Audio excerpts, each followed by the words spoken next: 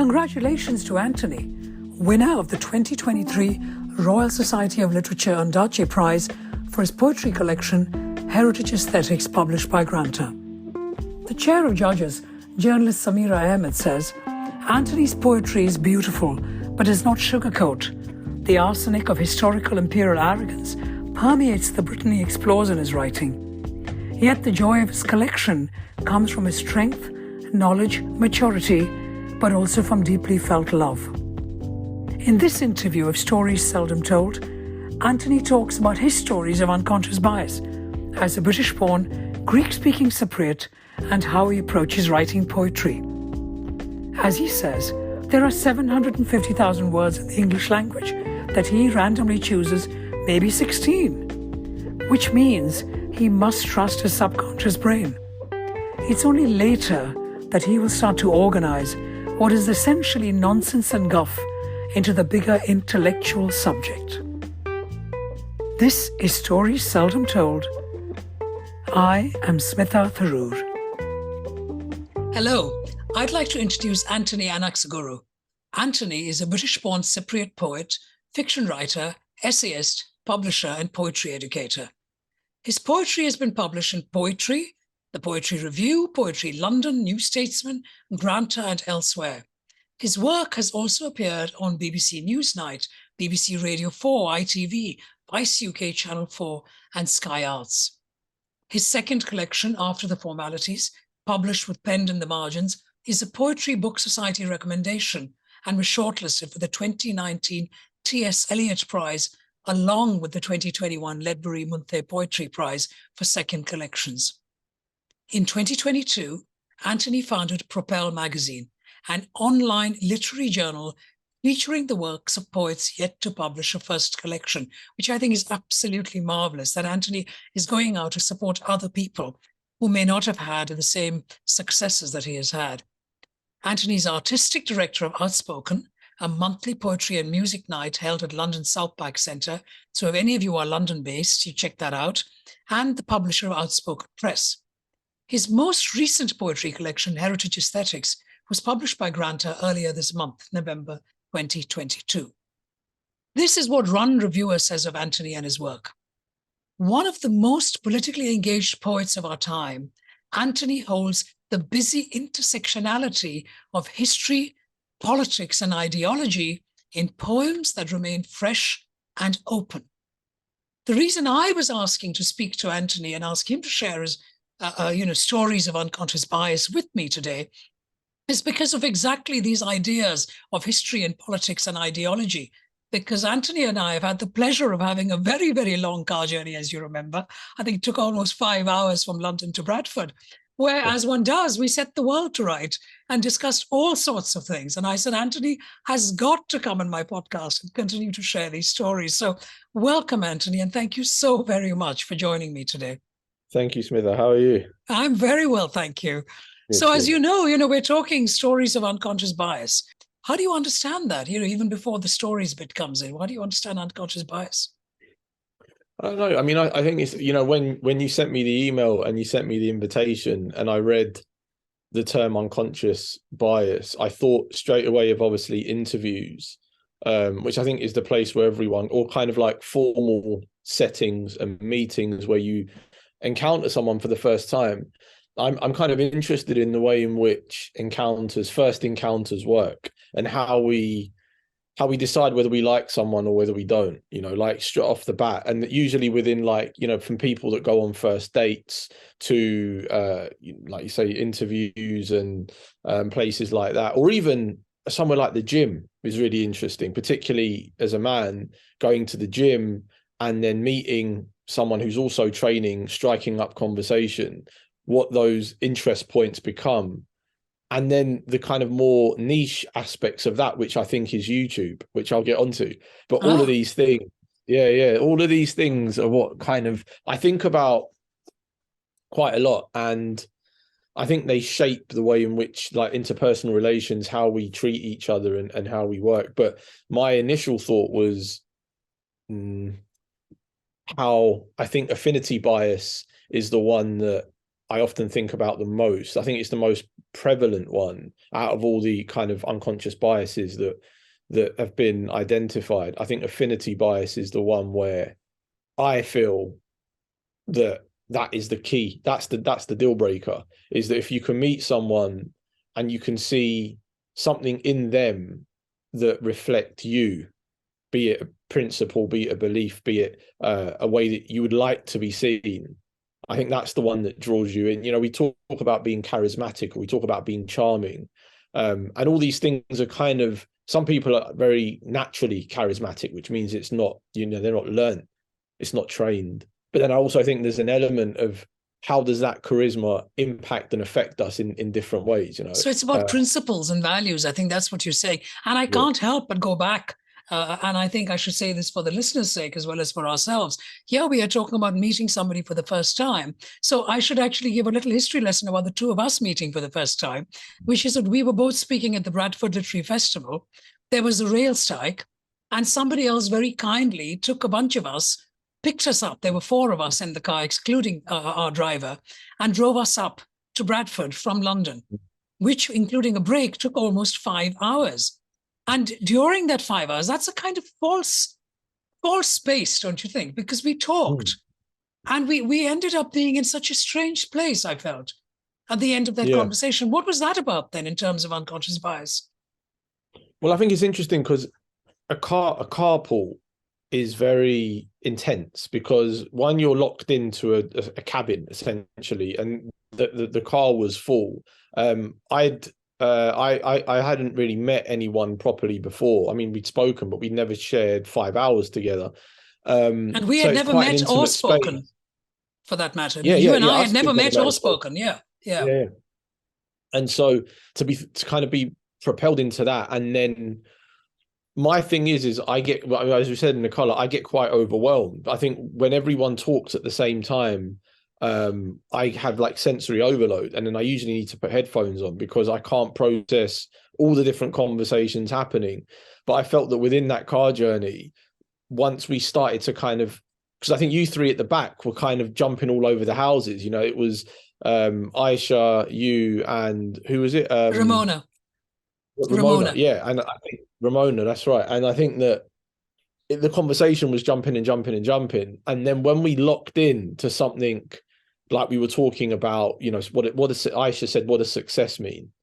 And when you get into those big philosophical questions, you hold the space, like you ground the space in something more substantial. And I think from there, we kind of pushed outwards into exploring, and the conversation became more generative.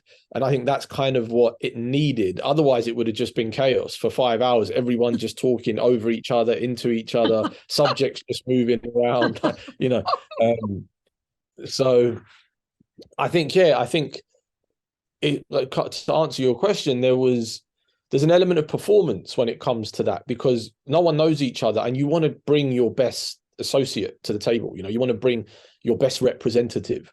So that's our unconscious bias, isn't it, Anthony? 100%. Yeah. But what you do is you try and make you make a guess, you estimate what someone would like to see. You know, like, and if you're in a room, it's all like this, though. It's all very, very instinctive. 100%. And because that you're feeling is that unconscious bias is already formed, and these intuitions are happening at a subconscious level, and you're bringing various parts of you. In other words, like if you're in a group and someone keeps telling dirty jokes, you know, that you make a decision. Do you want to partake, or are you going to miss this one out because that's not really your kind of thing? And you usually get the alpha, or someone who's quite domineering, will steer the conversation out of the dirty jokes into something more wholesome.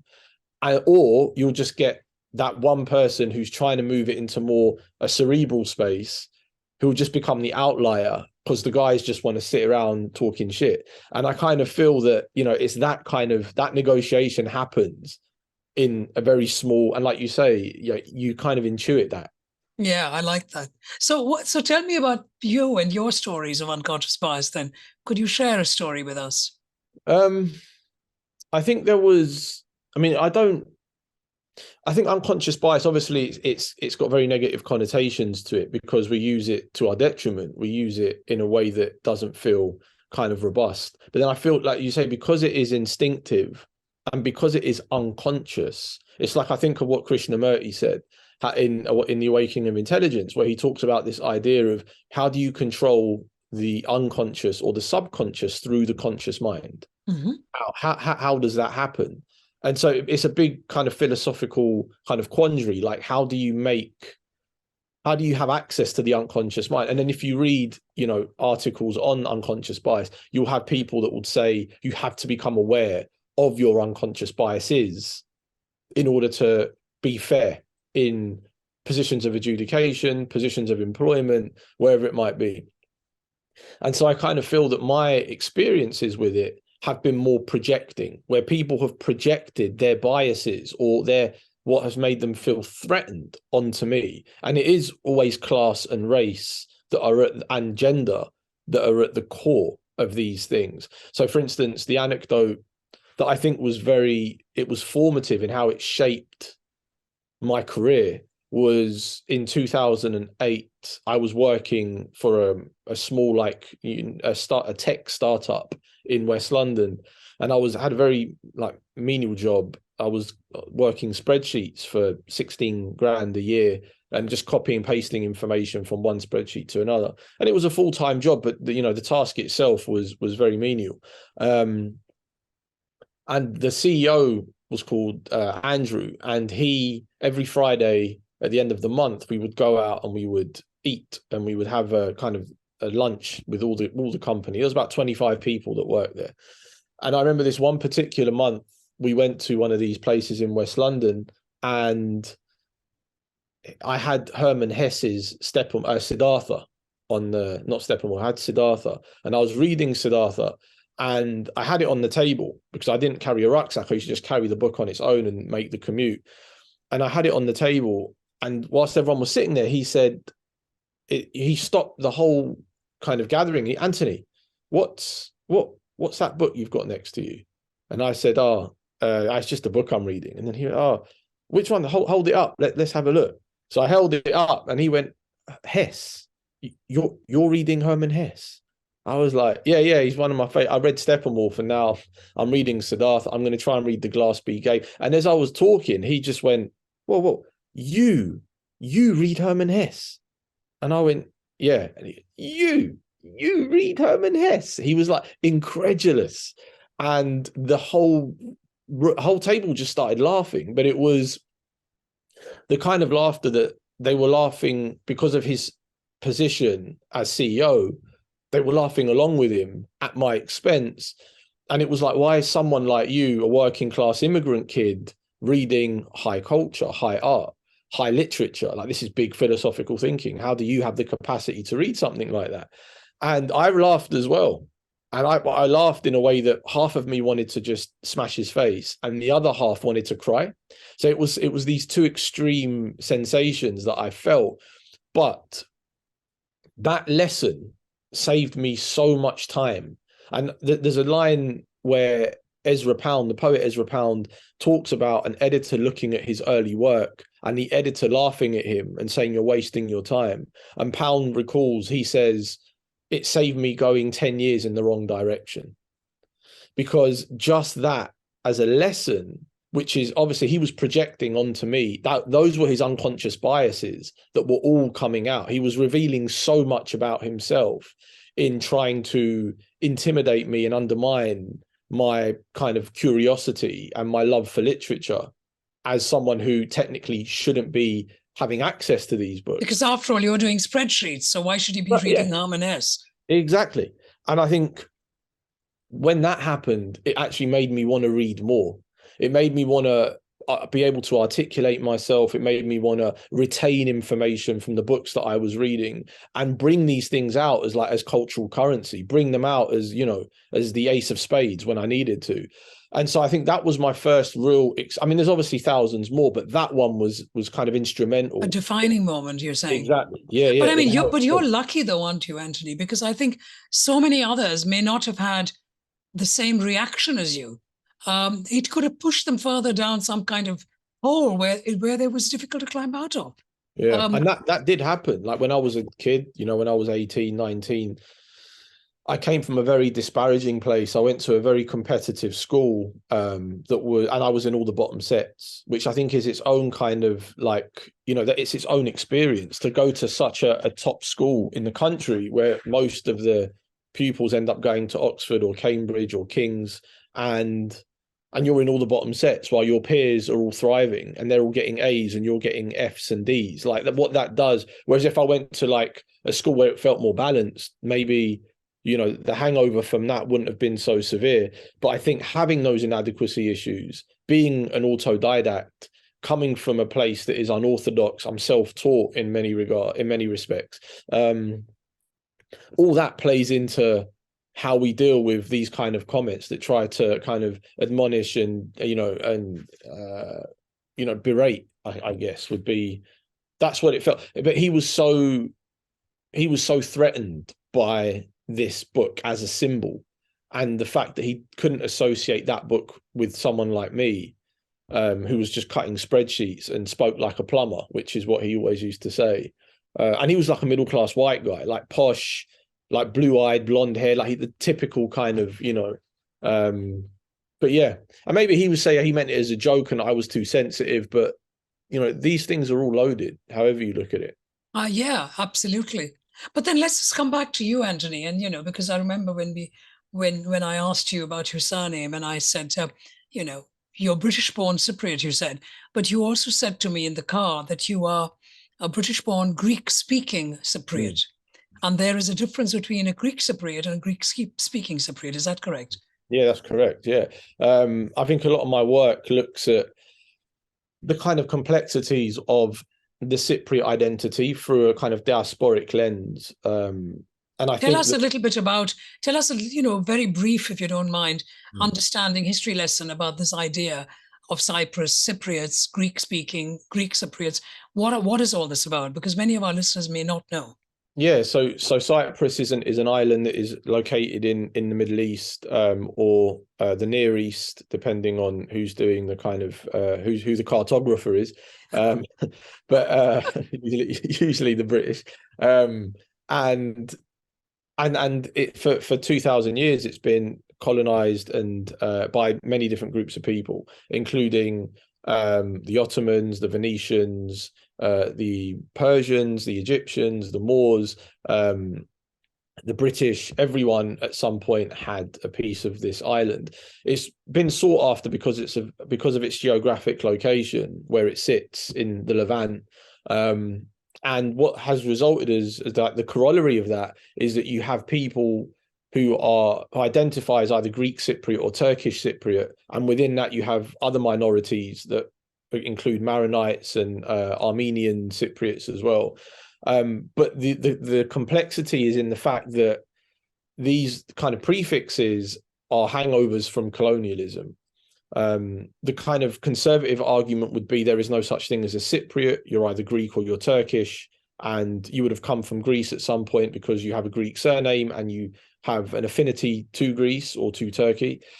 Whereas the socialist, the more liberal, the more progressive argument would be that the prefix is completely ideological, and it was a way of using kind of two ethnic groups or ethno-linguistic groups as dividing them.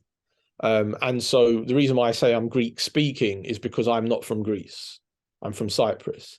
And within that kind of rubric of the Cypriot is all the pluralities, all the kind of different groups that at some point settled on the island, migrated off, but still hold perhaps a Greek or a Turkish surname. Also, surnames are not a great indicator in Cyprus, because what the Ottomans did is, because you couldn't convert people to Islam, you couldn't force them, they used to give tax breaks to certain individuals known as the Limbo Bambari, who, if you converted to Islam by changing your name to a Muslim name, you got tax breaks. So a lot of Cypriots on the island who might have originally been Greek speaking converted or changed their names to Turkish surnames, which that was 150, 200 years ago. So they would now have Turkish surnames, but their kind of genetics, if we're going to go with that. Yeah, the DNA and stuff is actually Greek, yeah. Yeah. But so then in relation to that, because I'm thinking, the reason I wanted that brief history lesson is for us, the listeners and myself, to understand more about you, Anthony Anaxagorou, because certainly, as one of the reviewers said about you, you talk about the intersectionality of history, politics, and ideology in your poems. These are three things that could be seen as very different things that instinctively influence you unconsciously in how you write and perceive the world. So tell us a little bit about, in terms of unconscious bias and stories, what that's about and why is that? Well, I mean, I write a lot from the unconscious, which I think when you're writing, and that kind of means you get into that free flow state where you're just allowing ideas to kind of fall out of you, and you organize those ideas in poetry much later on. But the initial stages of, I guess, language making is all unconscious for me. And what's interesting is that when I'm putting down a draft, or I'm, just putting some free verse down, I'm interested in what's actually coming out, because I don't know what's coming out. And a lot of the time it is this complexity with the Cypriot identity, my relationship to Britain, my relationship as someone who was born in Cyprus to parents who were born in England, but to parents who were born in Cyprus. And they were born under the British Empire. Cyprus gained independence in 1960. And so I think that all these different things, I'm interested in how they affect how I relate to the world and how I respond, not only to the world, but to the people in it, because that is the world. And, all problems are interpersonal. And so I kind of feel that when you start looking at how people see you, and there's a line in one of the poems, we talk so well, license the lexicon of power, like the narcissism of a bullet. And that comes from a comment, again, made by a teacher, whereas someone like me talks so well. Can you say that sentence again? I want us to appreciate that one line from your poem. You talk so well for your kind, license the lexicon of power, which is the British kind of lexicon, like the narcissism of a bullet. That's kind of how he meant it. I talk English so well, and then I wanted to subvert the idea through the simile, like the narcissism of a bullet. And it was, which again links back to the British Imperial Project, and that shows the double standards within that. And so I kind of, I think about all these things, these unconscious biases, but I actually feel that I'm punching up in a lot of my poems, coming from a marginalized space, coming from a non-English space, and how that, a non-white space, a non-English space, but a British space, how that all plays out. So yeah, I think you learn a lot about your unconscious biases through the act of art making. I love that, Anthony. So thank you for that. Yeah. And I'm glad that you were able to read out one line of one poem for the listeners to appreciate before they go out and get your books. But yes, to continue, perhaps you could just share another story with us. I'm trying to think of times where I've been. Yeah, I'd love to. Yeah, I'd love to hear that. It's happened to me, and I think, all right, I think the most obvious one that happened, very, very regularly, is when I'm at an event, a poetry event or a reading. And it happened to me, actually. I'm in Edinburgh right now, but I was in Glasgow, at the University of Glasgow, on Monday, and I did a reading in the chapel there with the poet Sophie Collins, who was asking questions about the book. And she, after the reading, there was a guy who came up to me, and he had a little hat on, and he wasn't a part of this. He wasn't part of the cohort of students who were there.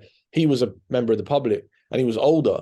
And he was like, "Hey man, like, I really love that. Like, I'm Cypriot too, and I was born in England. I'm a bit older than you. I'm 50, but and we straight away, like, the click, what I felt was like, I just wanted to hang out with this guy.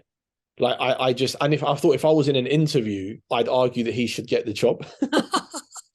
And affinity bias.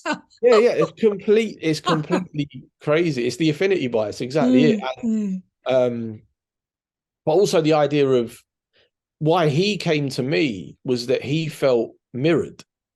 Yes. There was transference in there, in that he felt that he was seeing himself through me as a mouthpiece, and his experiences were being articulated through the poems, and that he'd read the book twice. He said, and he had we went for lunch, and he had all these questions about things that he picked up from the book and from the poems about his experience as a British Cypriot, but his understanding of colonialism. His parents were quite conservative. You know, they'd always say they were Greek, they're not Cypriot, they're European, they're not Middle Eastern. Like all these different things would come into it. And I think that was my unconscious bias, and it's happened if we're, you know, as a man, if a woman who is attractive, you feel yourself gravitating towards beauty, you feel yourself gravitating towards vernacular intelligence. If somebody is quite loquacious, if somebody is verbose, then I find myself becoming more animated by them. Like, I like that. I feel myself becoming excited by the fact that somebody thinks and somebody can articulate themselves. So all of these things, but the difference is power. How much power do I have as an individual? How can my unconscious bias impact their lives, deny them opportunities, or offer them opportunities? I have no power in this regard. So my unconscious bias is practically obsolete. It's rendered obsolete by the fact. No. I was going to say, in that instance, when the Cypriot gentleman came up and spoke to you, you actually did have power, because you were already in a position of authority. You had just been on stage. He had seen you on stage. And so there is Anthony Anaxagorou, poet, who has just presented, who has just been out there. And he is just a man in the audience. And therefore the power dynamic is already there. Oh, 100%. I think the word that I'm more fixated on is opportunity. And I can't deny him. It's not like I can deny him any opportunity. I mean, all I can do is just be rude to him and just say, I don't want to talk to you. And that would be it. But in regards to, like, could I actually impact, could I have a detrimental impact on his life? No, I'm not offering him a job, a mortgage. I'm not, authority. I'm not the police. Like, I'm not sitting and stopping him because he looks dodgy. He looks suspect. Like, none of these things I can do. And so I kind of feel that it's obviously there is a power dynamic in that he's come to see me. Yes. But I don't feel as an individual I have much power over his life, is I guess what I'm trying to. Sure, no, I get that. And I think there's something else that I just also want to flag up. Certainly your story is that this gentleman came up to you, said he's a Cypriot, and you just went like that, bing, and there was a connection. And that can happen to any of us. From any nationality. You know, it could be that I'm doing the metaphorical interview and somebody who's Indian walks in, and I don't know anything about that individual, and I want to give him the job. And this is what happens. We without realizing it have this unconscious affinity. That's what you're saying. Yes. It's the unconscious affinity that I think is the most prevailing out of all the biases. It's the one that I think happens all the time, and it will happen throughout your life. You know, like, I think with the more superficial, be they language, be they aesthetic, beauty, intelligence, I think these things fluctuate as we age, and, you know, our relationship to age and time moves. But I think the cultural affinity, the idea of seeing yourself or your religion or your place of birth, you know, your dialect, your vernacular, reflected or mirrored in somebody else, is a huge way of kind of bringing two people together. But I think, again, it goes back to the idea, for me, it really is about power. And I think unconscious bias is only detrimental when it's put in that kind of in that polarizing power dynamic. Whereas you want something from me, how are you going to warm me up? How are you going to charm and manipulate me to give you what you want? And I think that's when it becomes, and you see it in dates, like when people go on dates for the first time, or when people, like, you know, we're in the car, you start peacocking, you start showing what you think the other person wants to see. And you're kind of making decisions around that very quickly, very intuitively, while the same person is now rendering very quickly at a subconscious level what you are putting forward. Be that, oh, you speak really well, oh, you're very clever, or how do you think so fast? Like, all these kind of things, they're compliments, but this is them kind of forging a profile of you in that space. And also learning, I suppose, from each other. The fact that you know, I remember you quoting Krishnamurti, which you did recently, and you also did in the car. And that makes you realize that here is a guy sitting in the front who's extremely widely read and can tell you about all kinds of things. Yeah. And that, as you correctly said, depending on who the person is, and I'm thinking about myself, excites the listener and says, oh, that sounds exciting. I want to know more. Yeah. Some people might feel slightly on the defensive. Oh God, Anthony knows too much. I'm going to just keep quiet because I don't want to look like a fool. It could go another way. 100%. So it is very much about trying to appreciate and fill in the blanks, but within the space of understanding each other. And I think a lot of that is to show affinity. Like, it is actually to show, like, for instance, so I thought about that afterwards. Like, why did I bring up Krishna? I could have quoted anyone. Like, I've read across the board philosophers from all the different continents, all different periods of time, thinkers, sages, gurus, whatever it might be. But I mentioned Krishnamurti, and I did that unconsciously. And I did that afterwards. I realized when I went up to the hotel and I was reflecting on 5 hours of, pontification. And I thought, did you do that because there was 4 South Asian people in the car? You said Krishnamurti because you wanted to pander to a cultural reference that you knew they would all know. And it's like quoting Gandhi, like it's that kind of thing. And I get you. Yeah, and that's what, in my head. But the point you're making, though, which is extremely important for all of us to appreciate, is that you didn't do it deliberately. Yeah. It came entirely instinctively. This is the power of our brain and our minds and how we do things. So it was all click, click, click. You know who's in the car, and you just say something from that vast head of knowledge that you've got and all that you've read. Yeah. No, I love that. But tell me more, Anthony, in terms of this idea of unconscious biases and so on, you say that when you write, you just get influenced unconsciously and you just kind of put pen to paper or keyboard to screen, however it is you write, and it just comes. And then only do you consciously make sense of what you write. Yeah. But then what does that actually mean in terms of managing your unconscious? I don't get it. Talk to us. Explain that to us. I mean, I think that you get into a very kind of associative, you have to find a way to open the tap. And then when you open the tap, you just let it run. And then you turn the tap off and you have the water in the basin. And it's that water that you then use to wash, shave, do whatever you need to do. But that comes later on. So once you have the water, then you utilize, figure out what you're doing with it. Yeah, exactly. So I think, no, because the reason I'm asking is because I'm sure there will be many people who love your writing, love reading you, and want to know more. And so I'm wondering what they can learn from that advice. What does that mean by open the tap? I'm not a writer, which is perhaps why I'm asking that question. Well, I think that, okay, so for me, writing happens in 2 spaces. You either write because there's something you want to find out, or you write because there's something you want to say. And if it's something I want to say, in the past when I've written poems that I know too much about the subject, say I want to talk about, I think that the UK economy is the way that it is because of 12 years of Tory rule, right? I'm going to put that down. I'm going to make a poem that argues that point. I'm going to try to convince the audience that this is true in however I see truth. And I'm going to try and get to the end of that point. So it's almost like being in a court of law. You have your argument, you have your thesis, and you go in and you have to prove it.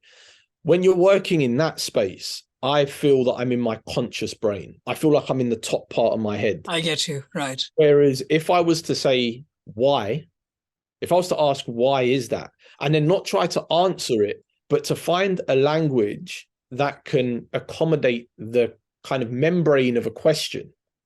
So to create a poetry that within itself is a question that you are then giving to the reader or the listener to then extract what they need to extract or inhabit. So you either extract or you step in.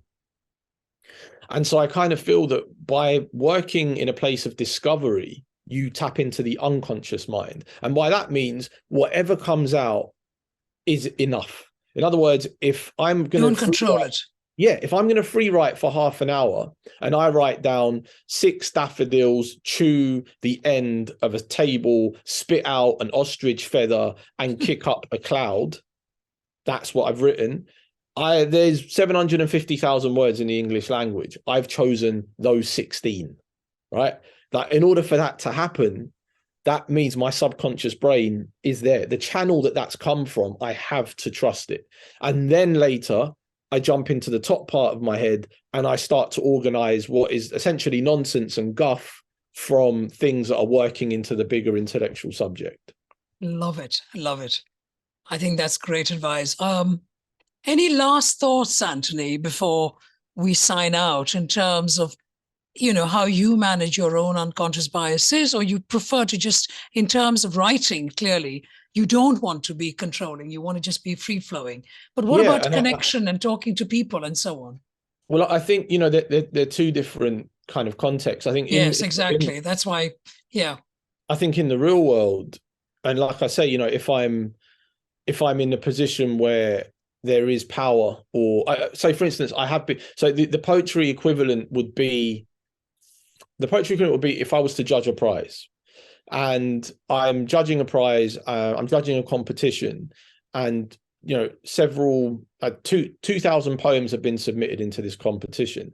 Now, when I read these poems, it is all unconscious bias that is happening, because what happens is I take into that reading my personal taste, my preference, my experience, my story, what I want poetry to do, what I don't want poetry to do, what I think poetry is, what I think poetry isn't. All of these things are taken in. And if I can see my own sensibilities, my own poetics reflected within a poem, I like it.